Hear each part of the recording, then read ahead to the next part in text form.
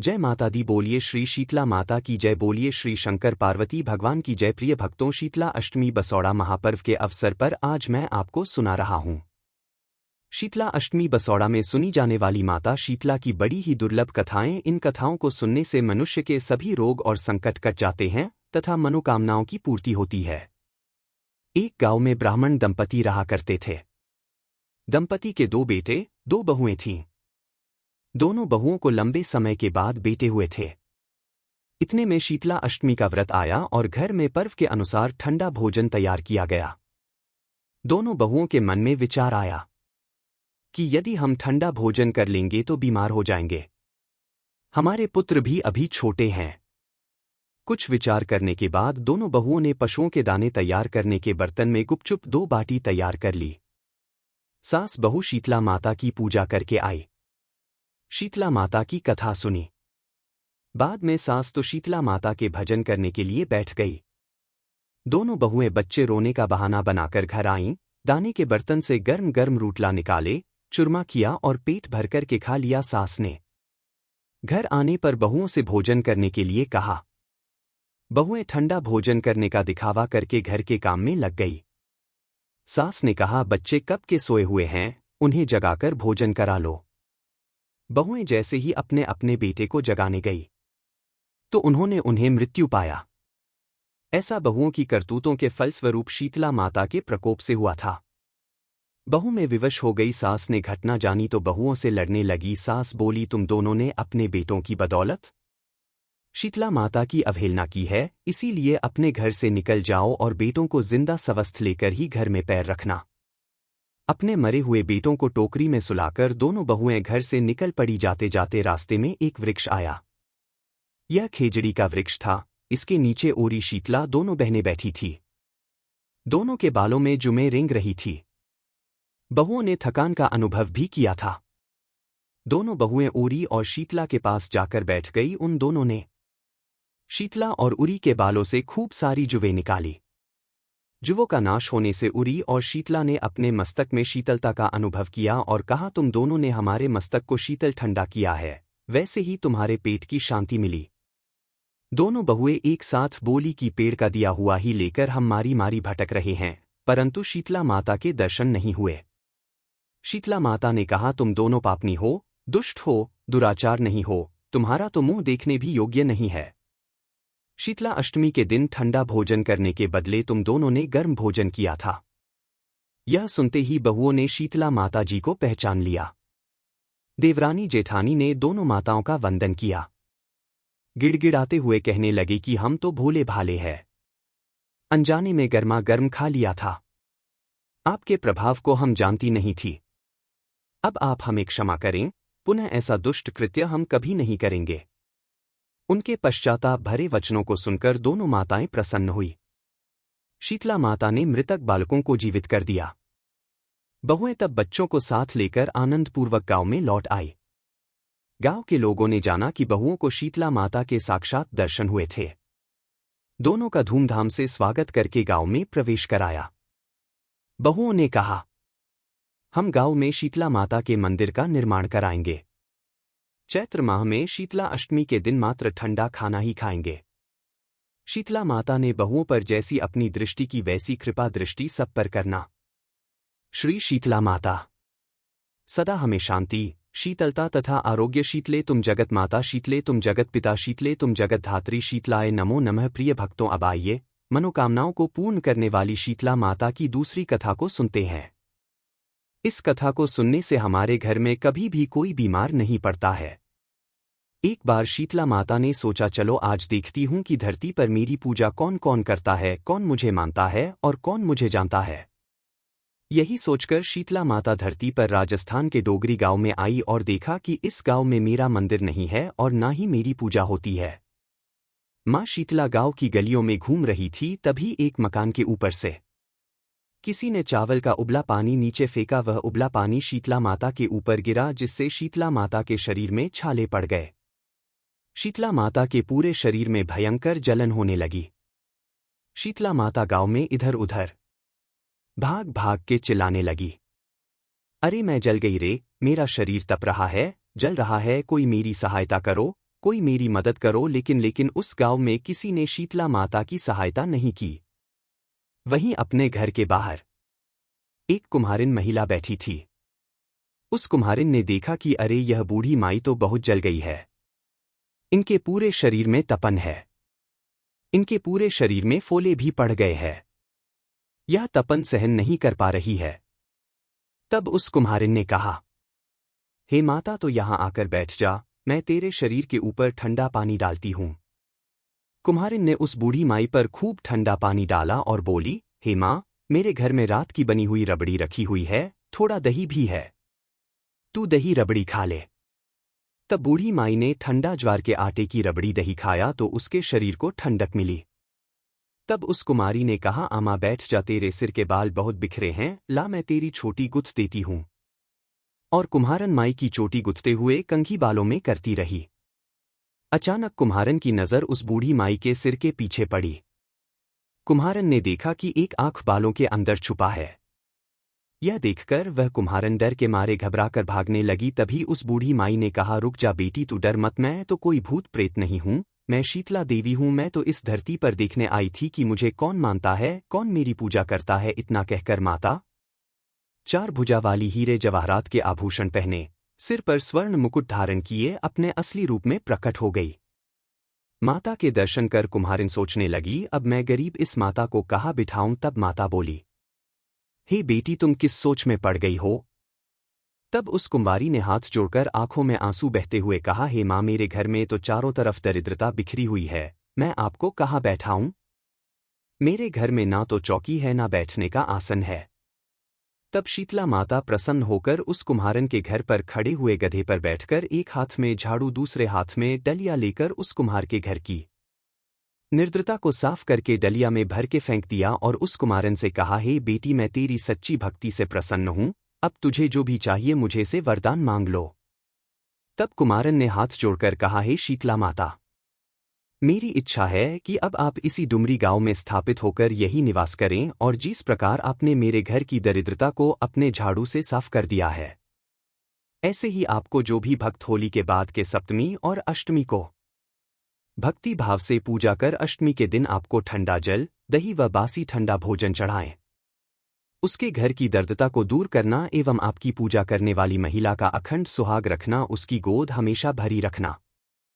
साथ ही जो पुरुष शीतला अष्टमी को नाई के यहाँ बाल ना कटवाए, धोबी को कपड़े धुलने को ना दे और पुरुष भी आप पर ठंडा जल डालकर नारियल फूल चढ़ाकर परिवार सहित ठंडा वासी भोजन करे, उसके काम धंधे व्यापार में कभी दीर्घता ना आए, उसकी बरकत हो। तब माता बोली, तथा तू हे बेटी, जो तूने वरदान मांगे है मैं सब तुझे देती हूँ। हे बेटी, तुझे आशीर्वाद देती हूँ कि मेरी पूजा का मुख्य अधिकार इस धरती पर सिर्फ कुम्हार जाति का ही होगा। तभी उस दिन से डुंगरी गांव में शीतला माता स्थापित हो गई और उसी गांव का नाम हो गया सीलकी डुंगरी। सीलकी डुंगरी भारत का एकमात्र मुख्य मंदिर है। शीतला सप्तमी और अष्टमी के दिन यहाँ विशाल मेला लगता है। तो बोलिए श्री शीतला माता की जय। प्रिय भक्तों, आइए अब मनोकामनाओं की पूर्ति करने वाली तीसरी कथा को सुनते हैं। इस कथा को पूरा अवश्य सुनिए। माता शीतला की चमत्कारी कथा। एक बार एक राजा के इकलौते पुत्र को शीतला अर्थात चेचक निकली। उसी के राज्य में एक काची के पुत्र को भी शीतला निकली हुई थी।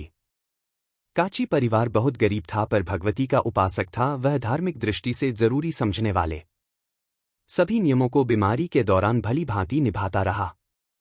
घर में साफ सफाई का विशेष ख्याल रखा जाता था। नियम से भगवती की पूजा होती थी। नमक खाने पर पाबंदी थी।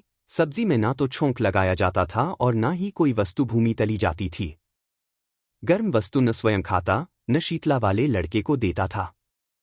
ऐसा करने से उसका पुत्र शीघ्र ही ठीक हो गया। उधर जब से राजा के लड़के को शीतला का प्रकोप हुआ था, तब से उसने भगवती के मंडप में सच्चंडी का पाठ शुरू करवा रखा था। रोज हवन व बलिदान होते थे। राजपुरोहित भी सदा भगवती के पूजन में निमग्न रहते थे। राजमहल में रोज कढ़ाई चढ़ती, विविध प्रकार के गर्म स्वादिष्ट भोजन बनते, सब्जी के साथ कई प्रकार के मांस भी पकते थे। इसका परिणाम यह होता है कि उस लजीज भोजनों की गंध से राजकुमार का मन मचल उठा। वह भोजन के लिए जिद करता, एक तो राजपुत्र और दूसरे इकलौता। इस कारण उसकी अनुचित जिद भी पूरी कर दी जाती थी। इस पर शीतला का कोप घटने की बजाय बढ़ने लगा। शीतला के साथ साथ उसे बड़े बड़े थोड़े भी निकलने लगे, जिसमें खुजली व जलन अधिक होती थी। शीतला की शांति के लिए राजा जीतने भी उपाय करता। शीतला का प्रकोप उतना ही बढ़ता जाता क्योंकि अज्ञानतावश राजा के यहाँ सभी कार्य उल्टे हो रहे थे। अब इससे राजा और अधिक परेशान हो उठा। उसकी समझ में नहीं आ रहा था कि इतना सब होने के बाद भी शीतला का प्रकोप शांत क्यों नहीं हो रहा है।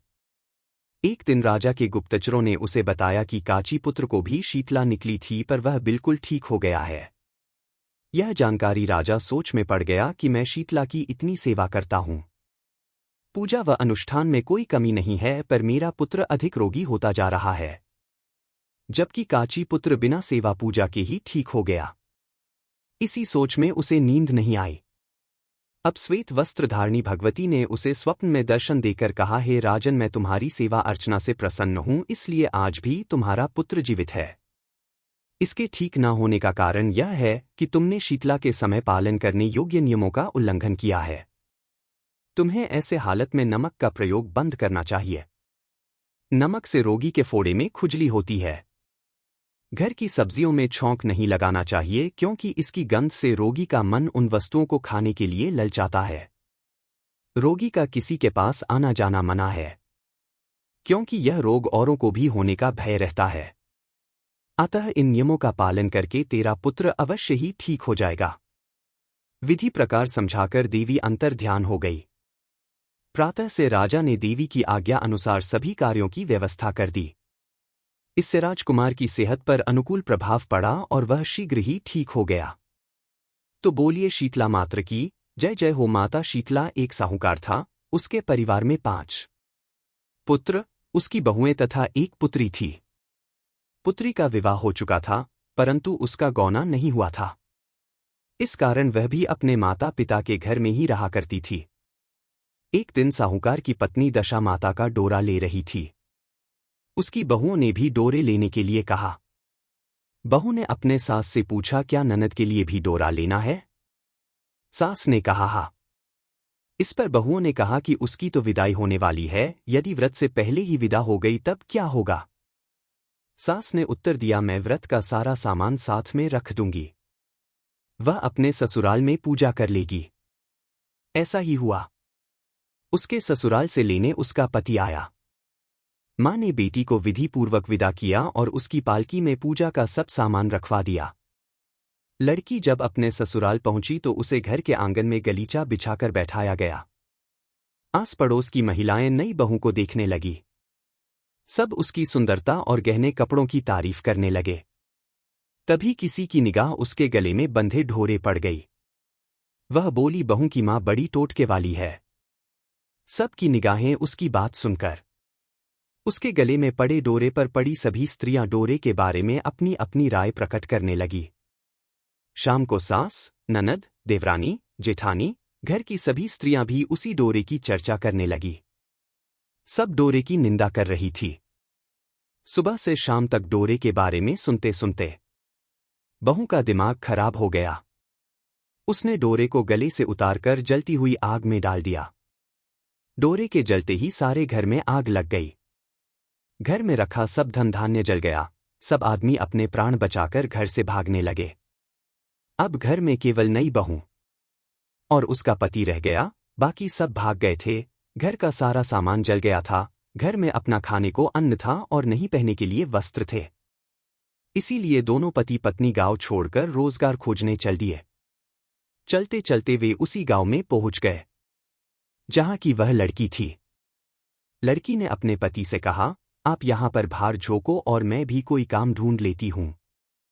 पत्नी का कहना मानकर वह भार झोंकने लगा और स्वयं वह कुएं पर जाकर बैठ गई। उस कुएं पर सारे गांव की स्त्रियां पानी भरने आई थी। उस लड़की की भाभियां उस कुएं पर पानी भरने आई, परंतु उन्होंने अपनी ननद को नहीं पहचाना। वे उससे बोली, तुम तो किसी भले घर की लड़की मालूम होती हो, कुछ काम करना चाहती हो तो बोलो। लड़की बोली, काम तो करूंगी, परंतु कोई नीचे काम नहीं करूंगी। बड़ी भाभी बोली, हमारी ननद ससुराल चली गई है। तुम हमारे बच्चों की देखभाल करती रहना और हमारे घर से सीधा लेकर अपना भोजन बना लिया करना। लड़की इस काम के लिए राजी हो गई। लड़की की भाभियां अपने घर आई और सास से बोली, कुएं पर एक अनाथ लड़की बैठी है, सासू जी वह हमारे घर रहने और बच्चों की देखभाल करने को राजी है। आप कहो तो हम उसे रख ले। सास ने कहा, खुशी से रख लो, परंतु आपस में कलह मत करना। सब बहमें राजी हो गई। वे वापस कुएं पर आए और उसे घर ले आए। वह अपने भतीजे और भतीजियों को देखभाल करने लगी और अपना जीवन निर्वाह करने लगी। एक दिन दशा माता का डोरा लेने का अवसर आया। सास के कहने पर सब बहुओं ने डोरा लिया। बहुओं ने सास से पूछा कि माजी, क्या इस लड़की के लिए भी डोरा लेना है? सास ने कहा हाँ। बहुओं ने कहा, इसी प्रकार अपने ननद जी के लिए भी डोरा ले लिया था, परंतु पूजा से पहले ही उनकी विदाई हो गई। अब इस लड़की को डोरा दिलाना चाहती हूं। यदि यह पूजा से पहले चली गई तो क्या होगा? सास बोली, तुम्हारी ननद ने अपने घर जाकर पूजा की होगी। यह लड़की पूजा होने तक इसी घर में रहेंगी तो अपने आप पूजा में शामिल हो जाएगी, और यदि कहीं चली गई तो वह वहीं पूजा कर लेगी। सर्वसम्मति से लड़की ने भी दशा माता का डोरा लिया। 2 दिन तक वह दशा माता की कहानी तथा व्रत पूजन में शामिल होती रही। 10वें दिन लड़की की माता बहुओं ने सर से स्नान किया और घर में चौका लगाया। पूजन की तैयारी करने लगी। लड़की बहुओं से बोली, यदि कोई पुराना कपड़ा मिल जाए तो मैं स्नान कर लूं। बहुओं ने अपनी सास से पूछकर अपनी ननद की साड़ी उस लड़की को दे दी। अपनी पुरानी साड़ी लेकर वह स्नान करने चली गई। उसने सर से स्नान करके साड़ी पहनी घर आई। घर पर पूजा आरंभ हो गई। वह जैसे ही पूजा के पास जाकर बैठी तो बहुओं ने कहा, यह तो हमारी ननद जैसी लग रही है। इस पर सास ने नाराज होकर कहा, तुम्हारे मन में जो आता है बोलती रहती हो, पूजा के समय भी चुपचाप नहीं बैठा जाता, चुप रहो। मुझे कथा कह लेने दो, तुम्हारी बातों से कथा में बिगना पड़ता है। वह में चुप हो गई। घर की सब स्त्रियों ने पारण किया, लड़की ने भी पारण किया। इसके बाद स्त्रियां एक दूसरे का सर गूंथने लगी। एक ने लड़की का सर गूंथना शुरू किया। वह बोली कि जैसी गूंद सिर में है, वैसी गूंद हमारी ननद के सिर में भी थी।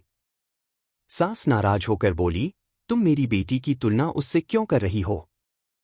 सास ने बहू को तो डांट दिया, परंतु उसकी मन में बात घर कर गई। उसने लड़की से कहा, आज रात मेरे पास ही सोना। रात को जब बहू में सो गई तो उसने लड़की से पूछा, तुम्हारे पीहर में कभी कोई था?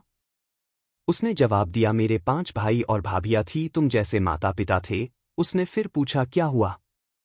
लड़की बोली, पीहर में मैंने दशा माता का डोरा लिया था। उनके पूजन से पहले ही ससुराल के लिए विदा हो गई। ससुराल में पहुंचकर मेरे गले में पड़े डोरे को देखकर वहां की स्त्रियां हंसी मजाक उड़ाने लगीं।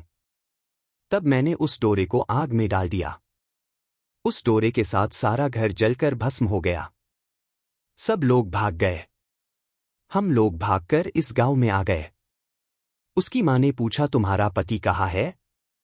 लड़की ने कहा, वह भरभूजे के यहां बाहर झोंकते हैं। दशा माता के प्रकोप से हमारी यह हालत हो गई। प्रिय भक्तों, वह समझ गई कि यह लड़की कोई और नहीं उसकी बेटी है।